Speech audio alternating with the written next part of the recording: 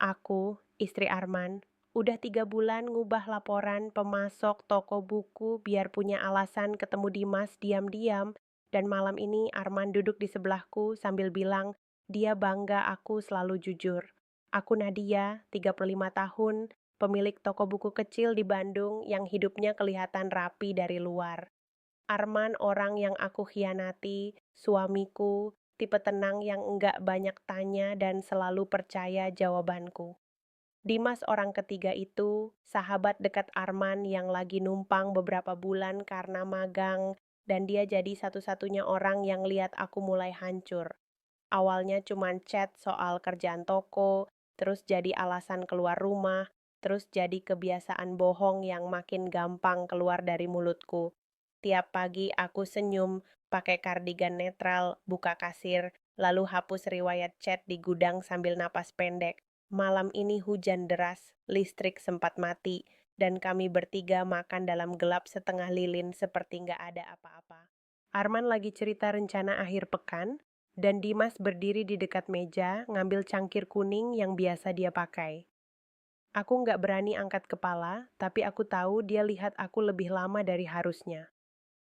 Pas jari Dimas nyentuh punggung tanganku waktu mindahin piring, bahuku langsung kaku, tenggorokanku kering, dan sendok di tanganku bunyi jatuh ke lantai. Pagi setelah makan malam gelap itu, aku sengaja bikin jadwal toko padat biar nggak ketemu Dimas di rumah lebih lama dari perlu. Aku berangkat lebih dulu, pulang paling telat, bahkan pura-pura harus cek stok gudang tiap malam. Masalahnya hari Minggu ada kerja bakti RT plus bazar buku donasi dari tokoku, dan Arman udah ngumumin ke semua orang kalau kami bertiga ikut dari awal sampai selesai. Nggak ada alasan buat ngilang tanpa bikin curiga. Aku pegang meja minuman, Arman ngurus registrasi, Dimas diminta jadi koordinator kardus buku karena paling muda dan bisa bolak-balik cepat. Aku sengaja berdiri dekat termos, mata ke daftar kupon, mulut jawab orang-orang yang nanya harga. Tiap kali Dimas lewat, aku pindah posisi setengah langkah, lalu pura-pura nyari karet gelang, pura-pura benerin taplak, pura-pura ngelap sendok yang sebenarnya udah bersih. Tanganku kerja terus biar aku nggak perlu nengok. Terus kejadian kecil yang bikin leherku langsung kaku. Di tengah rame suara toa, Dimas nyeletuk, "Spidol hitam di mana, Nat?" Cuman satu kata itu, Nat. Nama pendek yang udah bertahun-tahun cuma keluar dari mulut Arman, dan itu pun jarang sekarang. Nggak ada yang merhatiin karena semua orang ribut ngangkat kursi, tapi aku denger jelas, sejelas bunyi sendok ketemu gelas. Aku nggak jawab. Aku malah tuang sirup ke 3 gelas sekaligus sampai luber ke meja plastik. Tanganku gerak sendiri, nyari tisu, narik terlalu keras sampai tisunya putus-putus di tangan. Aku salah kasih kupon ke ibu-ibu nomor antrian, terus aku minta maaf 2 kali ke orang yang sama. Pas anak kecil minta air, aku kasih teh manis dingin, lalu buru-buru tuker sambil nunduk. Siang makin panas, kaos di punggungku basah, telapak tanganku licin, dan aku terus ngitung receh yang jumlahnya selalu salah. Setiap ada yang manggil Bu Nadia, aku jawab cepat. Setiap ada yang bilang Mbak, aku juga jawab. Tapi tiap Dimas mendekat buat nanya hal teknis, aku langsung ngambil kerjaan lain sebelum kalimatnya selesai. Aku nggak lari dari orangnya. Aku lari dari satu kata tadi yang nyangkut di kepala, dan itu bikin semua gerakanku jadi kacau di depan semua orang. Malamnya, Arman diminta jemput ibunya ke klinik karena tensinya naik, dan dia ninggalin aku sama Dimas di toko buat tutup kasir dan nurunin rolling door. Situasinya simple, harusnya cuma 20 menit. Aku duduk di belakang komputer, Dimas nyusun retur di lantai, kami ngobrol soal hal aman. Nota yang dobel, buku yang sampulnya lecet, rak mana yang harus digeser besok. Aku jawab pendek, mata ke layar, jari ngetik cepat.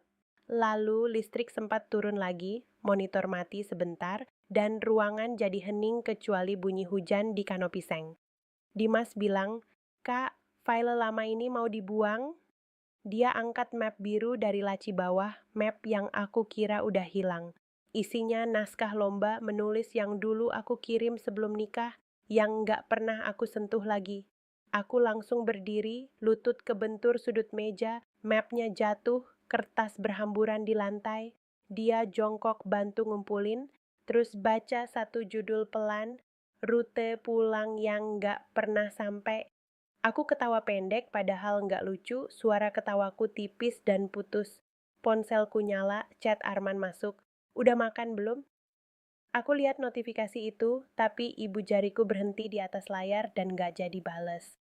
Aku cuma berdiri, napas ketahan 1 detik, lalu duduk lagi tanpa sadar. Obrolan geser pelan tanpa kami rencanain. Dari ini naskah lama, jadi kenapa berhenti nulis? Lalu jadi, kapan terakhir kali ada yang nanya kamu masih mau jadi apa? Aku jawab jujur karena capek muter jawaban aman. Aku bilang, aku dulu mau ambil kelas malam, mau kirim tulisan rutin, tapi tiap tahun selalu ditunda karena toko, rumah, jadwal orang lain. Arman terakhir nanya mimpiku mungkin 5 tahun lalu, setelah itu yang ditanya cuma omzet, stok, dan siapa yang jemput galon. Kalau kamu masih dengerin, tolong jangan berhenti di sini dulu karena aku ngomong ini sambil tangan gemetar dan aku butuh ada satu orang yang denger sampai habis tanpa motong. Dimas nggak kasih nasihat, nggak sok paham, cuma bilang, pantas kamu marah terus sama hal kecil. Kalimat itu sederhana, tapi pas kena di telinga, punggungku langsung dingin. Aku baru sadar kasir belum aku kunci, chat Arman masih belum kebalas, dan jam di dinding udah lewat 1 jam dari yang harusnya. Malam itu bukan soal kata-kata manis atau apapun. Malam itu batasnya geser karena aku akhirnya ngomong keras-keras tentang bagian hidupku, yang selama ini aku kubur rapat, dan orang pertama yang denger malah bukan suamiku. Arman pamit keluar cuma buat beli obat darah tinggi ibunya yang habis, dan bilang paling lama 15 menit. Hujan mukul kanopi keras banget, sampai suara di ruang kasir kedengeran patah-patah. Nota retur yang ini masuk Senin atau sekarang? Dimas nanya sambil narik kursi plastik, matanya ketumpukan kertas. Sekarang aja, sekalian tutup, aku jawab cepat, pura-pura fokus ke layar. Stok kamus tinggal 3, aku pindah ke rak depan. Iya. Yang cangkir kuning aku taruh mana? Di wastafel aja. Aku berdiri ambil kalkulator, duduk lagi, berdiri lagi cuma buat mindahin bolpen yang sebenarnya udah di tangan. Kak, kamu dari tadi salah ketik 2 kali. Capek. Capek toko atau capek yang lain? Aku ambil ponsel, buka chat Arman, tutup lagi tanpa ngetik. Nggak usah bahas aneh-aneh, Dim. Kita beresin kasir dulu. Dimas ngangguk kecil. Oke, kunci laci kanan macet lagi. Dorong dikit, terus putar. Hening bentar, cuma bunyi hujan. Tadi file tulisan lama itu, kamu masih mau nulis? Dia nanya pelan. Aku lihat ke jam dinding, lalu ke pintu, lalu balik ke monitor. Mau, tapi tiap kali mulai, rasanya nggak kepunyaan aku. Arman tahu? Dia tahu aku sibuk. Bukan itu yang aku tanya. Aku narik napas pendek, telapak tangan basah, terus ngelap ke rok. Di rumah aku ditanya stok, jadwal, tagihan. Nggak pernah ditanya aku masih kuat apa nggak. Dimas geser daftar retur mendekat, suaranya makin kecil. Aku lihat kamu nahan napas tiap orang manggil nama kamu. Aku ketawa tipis, nggak jadi. Jangan bikin seolah kamu ngerti. Aku ngerti karena aku merhatiin. Aku nengok ke arah pintu lagi, kosong. Itu masalahnya. Masalah buat siapa? Aku letak ponsel pelan di meja. Aku ngerasa lebih dilihat sama kamu daripada sama suamiku. Besok paginya aku lagi ngaduk gula di teko teh buat meja kasir, dan sendokku muter terus sampai bunyi nabrak dinding gelas berkali-kali kayak metronom rusak. Air di panci udah mendidih dari tadi, tapi aku tetap berdiri di depan rak kupon sambil nempel ulang stiker harga yang sebenarnya udah lurus. Aku nulis diskon 10%, 3 kali di kertas yang sama, terus buang, terus nulis lagi dengan angka beda, terus balik ke angka pertama. Notif dari Arman masuk cuma 2 kata. Udah buka, aku ketik, udah, hapus, ketik, iya, hapus, ketik, udah kok, hapus lagi. 10 menit cuma buat 2 detik jawaban. Jempolku ngetuk layar, berhenti, ngetuk lagi, berhenti lagi. Panci di dapur belakang bunyi mendesis panjang, aku baru sadar pas uapnya udah bikin kaca etalase buram. Aku lari, matiin kompor, pegang gagang panci pakai kain tipis, telapak tanganku langsung merah, dan aku tetap naruh panci di meja tanpa sarung tangan. Di depan toko, pelanggan minta novel remaja, aku kasih buku akuntansi. Ada yang bayar pakai 100.000, aku kasih kembalian seolah dia bayar 50. Mesin EDC minta PIN, aku malah tekan nomor telepon sendiri. Aku berkali-kali buka laci kanan kasir yang macet, dorong, putar, tutup, buka lagi padahal nggak ada yang dicari. Siang, aku ngangkat 2 kardus sekaligus, satu jatuh, isi buku nyebar sampai pintu. Aku jongkok, ngumpulin, terus sadar aku nyusun berdasarkan warna sampul, bukan judul, bukan kategori, cuma warna. Ponselku getar lagi.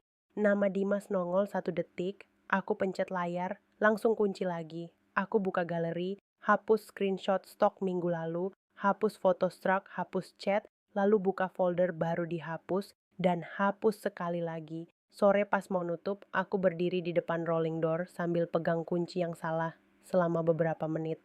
Kunci rumah bukan kunci toko. Aku baru jalan setelah pelanggan terakhir bilang, "Bu, gemboknya dari tadi kebalik." Malamnya Arman pulang lebih cepat, bawa roti sobek pandan dari warung pojok yang cuma buka habis maghrib, roti yang dia selalu beli tiap hari Kamis, kalau tenggorokanku serak karena seharian ngomong di kasir. Dia langsung ke dapur, tuang air hangat, campur 1 sendok madu, terus dorong gelas ke arahku sambil bilang jadwal yang sama kayak bertahun-tahun. Minum setengah dulu, sisanya nanti sebelum tidur. Habis itu dia jongkok di depan rak sepatu, ngambil plester kecil warna kulit, dan tanpa nanya langsung tempel di sisi tumit kaki kiriku karena dia hafal lecetku selalu muncul kalau aku pakai flat shoes hitam yang itu. Gerakannya cepat, rapi, kayak lagi benerin pembatas rak buku di toko. Aku berdiri kaku sambil pegang gelas, bibir gelas nempel di bawah hidung tapi nggak jadi minum. Bahuku naik, nggak turun-turun. Arman ngeliat sebentar, lalu ngambil kardiganku dari sandaran kursi, lipat lengannya 2 kali, pas di titik yang sama, tiap kali dia lipatin biar nggak nyangkut waktu aku hitung receh. "Kamu masuk angin?" dia nanya. Aku buka mulut, suara keluar setengah. "Aku tadi sama di..." Lalu berhenti karena lidahku nyangkut di langit-langit mulut. Aku batuk, minum seteguk, airnya kebanyakan, tumpah ke dagu dan kena kerah blus. Arman ngambil tisu, neken pelan di kerahku, terus lanjut cerita soal ibunya yang tensinya udah turun. Aku duduk, tarik napas pendek-pendek lewat hidung, angkat ponsel, buka chat yang tadi belum terkirim. Di kolom ketik aku tulis 1 baris panjang, berhenti, blok semua, hapus. Aku buka lagi, tulis 3 kata, hapus lagi. Setelah itu aku taruh ponsel menghadap bawah di bawah tumpukan buku kas harian, dorong sampai mentok ke sudut meja. Lalu aku ambil stapler dan mulai menjepret bundel nota satu persatu sampai jari telunjukku pegal dan bunyinya nutup semua suara di ruang makan. Pagi setelah malam itu, aku maksa badan jalan normal, buka toko jam 8, nyalain mesin EDC, susun nota retur. Arman datang bawa roti sisa semalam, terus langsung ngoprek laci kanan kasir yang dari dulu suka macet. Tanpa mikir, aku nyeletuk, dorong dikit, terus putar ke kiri 1/4 dulu, baru ketarik. Kalimatnya keluar mentah, persis banget cara Dimas ngomong tiap kali bantu tutup toko. Arman berhenti, tangannya masih digagang laci, terus nengok ke aku. Suaranya santai, nggak nuduh, cuma polos. "Kok persis kayak cara Dimas jelasin, kamu sempat bahas itu lagi sama dia?" Tenggorokanku langsung kering. Telapak tanganku lengket, punggung baju basah dingin, tapi mukaku harus tetap datar. Aku bilang aku dapat trik itu dari Fikri, anak toko alat tulis sebelah, waktu dia mampir nganter kertas HVS kemarin jam 4:20. Aku kebanyakan detail karena panik, jadi aku lanjut sendiri. Dia sempat nunggu hujan reda di depan rolling door, terus bantu cek kunci laci. Kalau nggak percaya, cek aja faktur kertas kemarin, ada stempel jam 11:23. Arman ngangguk pelan sambil narik laci lagi, kali ini kebuka. Aku dengar bunyi klik kecil itu, tapi di dadaku bunyinya kayak ledakan. Aku buru-buru pura-pura hitung receh, padahal angka di kepala buyar semua. Masalahnya, cerita itu bisa dicek beneran. Dan siang harinya Arman bilang dia ketemu Fikri nanti sore pas setor uang ke koperasi, sekalian mau ngasih tip karena udah bantu laci. Lututku langsung lemas. Aku bilang nggak usah, tapi nadaku terlalu cepat. Arman ketawa kecil, ya udah, paling aku cuma bilang makasih. Dia ngomong ringan, tapi bagiku itu benang lepas yang udah nongol di dunia nyata, bukan cuma di kepalaku. Sepanjang sore, aku ngulang alibi itu di kepala sambil nyusun buku. Jam 16.23, faktur HVS, hujan, rolling door. Aku sampai buka map invoice 3 kali buat memastikan ada tanggalnya. Jari-jariku dingin, bibirku kering, dan tiap kali bel pintu bunyi, aku refleks nengok seolah yang masuk polisi, bukan pelanggan. Hari itu nggak ada yang bongkar aku. Tapi sekarang ada satu titik yang bisa ditarik kapan aja, dan kalau ketarik, semua jahitanku kebuka. Malamnya Dimas kirim email, bukan chat, subjeknya cuma draft lama kamu. Aku tahu aku harus hapus, harusnya selesai. Tapi aku buka juga. Ada scan naskah, rute pulang yang nggak pernah sampai, plus satu kalimat pendek. Kamu masih ada di sini, Nat. Aku duduk di bangku gudang, lampu neon kedip 2 kali, dan dadaku langsung sesak. Aku bales, karena aku kecanduan satu hal yang nggak aku dapat lagi di rumah. Aku didengar tanpa dipotong, aku dilihat tanpa harus pura-pura kuat. Kami cuma tukar suara lewat panggilan internet, nggak ketemu, nggak sentuhan apapun. Dia nanya aku udah makan atau belum, nanya aku tidur berapa jam, nanya aku nulis satu paragraf aja hari ini atau enggak. Pertanyaan kecil, tapi itu yang bikin aku runtuh. Di rumah aku ditanya stok, tagihan, jadwal antar. Di panggilan itu aku ditanya aku masih hidup beneran atau cuma jalan otomatis. Lalu hampir ketahuan. Saksi konkretnya Rika, kasir paruh waktu umur 19 yang harusnya pulang jam 7. Bahayanya tepat 12 detik, dan 12 detik itu rasanya lebih panjang dari setahun. Detik 0 pintu gudang geser setengah dan Rika bilang, Bu, kunci. Detik 0 400 dari speaker ponsel keluar suara Dimas. Nad, kamu nangis. Detik 0 jantungku naik ke tenggorokan. Tangan kanan langsung nutup mulut sendiri. Tangan kiri nyapu layar cari tombol mute. Detik 1 buat 300. Ponsel hampir jatuh. Kena paha, bunyi ketok sekali ke lantai. Detik 2100, aku injek ponsel pakai telapak kaki biar layarnya nempel ke ubin dan suaranya ketahan. Detik 3000, aku batuk keras sengaja buat nutup sisa suara. Detik 4200, aku tarik napas lewat gigi, rasa logam di lidah. Detik 5500, aku tendang kardus ke arah pintu biar bunyinya nutup semuanya. Detik 7000, aku jawab ke Rika dengan suara serak, itu podcast penulis, volume kebesaran. Detik 9400, Rika masuk satu langkah, lihat layar sempat nyala menampilkan huruf di notifikasi panggilan. Detik 12.000, dia mundur, kasih kunci rolling door, terus pergi. Setelah pintu nutup, aku muntah air liur pahit ke wastafel kecil gudang, lututku gemetar sampai kena rak bawah. Aku matiin ponsel, nyalain lagi, hapus log panggilan, lalu sadar tanganku nggak nurut. Jempolku salah pencet 3 kali.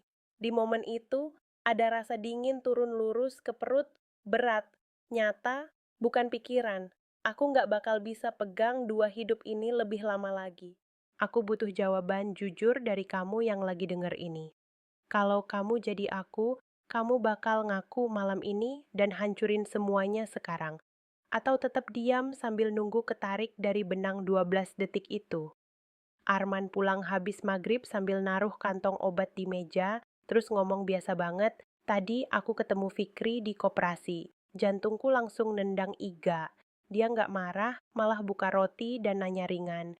Yang dia antar kemarin itu HVS 80 gram atau 70. Soalnya dia bilang terakhir ke tokomu hari Selasa, bukan Senin. Pertanyaannya santai, tapi terlalu rapi buat kebetulan. Aku berhenti ngelap sendok di tengah gerakan, lalu jeda terlalu lama kayak otakku kepleset. 80, suaraku naik setengah nada tanpa sengaja.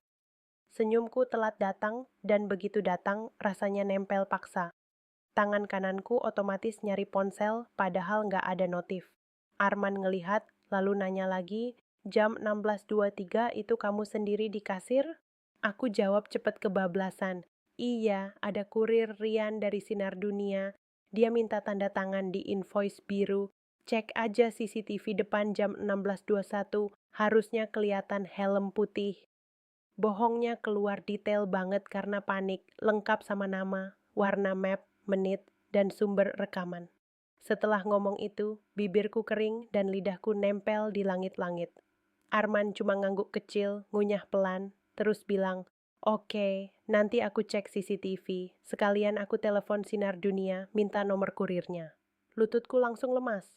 Aku pura-pura ambil gelas, padahal tangan gemetar sampai air tumpah ke meja. Aku kunci diri di gudang dan langsung telepon Dimas. Begitu dia angkat, aku ngomong patah-patah. Man udah nanya Fikri, dia mau cek CCTV. Dengar, kita harus sama. Dimas napasnya berat. Jangan telepon, chat aja, tenang dulu. Nggak bisa tenang. Aku tadi sebut nama kurir, Rian, helm putih, jam 16.21. Kamu ngapain sebut detail segitu? Refleks. Nadia stop, jangan kirim apapun sekarang. Aku keburu buka WhatsApp sambil tangan licin lalu ngetik. Kalau Arman tanya, jawab kamu ketemu aku di toko Senin 16.23 kurir Rian datang invoice biru, jangan beda cerita. Harusnya ke Dimas, yang kepencet malah chat pin paling atas, Arman. Jempolku langsung tekan hapus tapi terlambat. 2 centang biru muncul dalam 3 detik. Lalu status sedang mengetik, nyala. Pesan balasannya masuk pendek, aku di jalan ke toko, 12 menit lagi sampai. Perutku rasanya kosong mendadak, tangan dingin, napas putus-putus. Bukti itu sekarang hidup di layar dia, di notifikasi jam tangannya, dan di backup cloud otomatis yang aktif tiap malam. Ini bukan ancaman lagi. Ini fakta yang udah terkirim, udah dibaca, dan jamnya udah jalan.